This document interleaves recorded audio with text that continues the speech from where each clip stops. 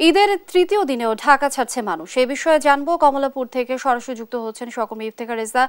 ইফতেখার আছেন আমাদের সঙ্গে। ইফতেখার, ঈদের তৃতীয় দিনে রেলপথে যাত্রীদের ভিড় কেমন দেখছেন?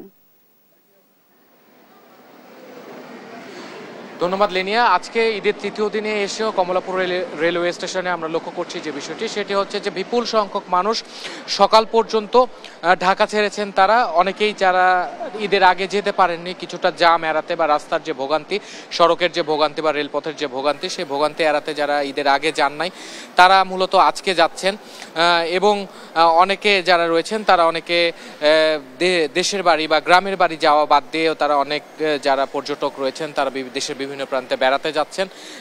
এমন রেলওয়েতে এমন যাত্রী আমরা বিপুল সংখ্যক সকাল পর্যন্ত লক্ষ্য করেছি। তবে এই মুহূর্তে ট্রেন না থাকবার কারণে যাত্রীদের সমাগম বা যাত্রীদের উপস্থিতিটা কিছুটা কম। তবে পরবর্তী যে ট্রেনগুলো রয়েছে সেই ট্রেনগুলোতে পুনরায় যাত্রী বা রেলওয়ে স্টেশনের প্ল্যাটফর্মে যাত্রীদের উপস্থিতি আরও বাড়বে বলে ধারণা করা যাচ্ছে।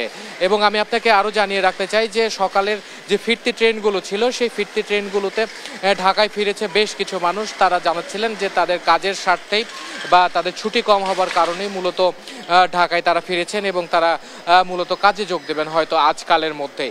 এবং আমি আপনাকে জানিয়ে রাখতে চাই যে এখন পর্যন্ত কমলাপুর রেলওয়ে স্টেশন থেকে প্রায় 15 জোড়া ট্রেন ঢাকা ছেড়ে গেছে এবং সারাদিনে সর্বমোট 33 জোড়া ট্রেন ঢাকা ছাড়বে এবং 33 জোড়া ট্রেন ঢাকায় এসে পৌঁছবে এবং এভাবেই ঈদ যাত্রা চলমান থাকবে বলেই জানিয়েছেন স্টেশন মাস্টার।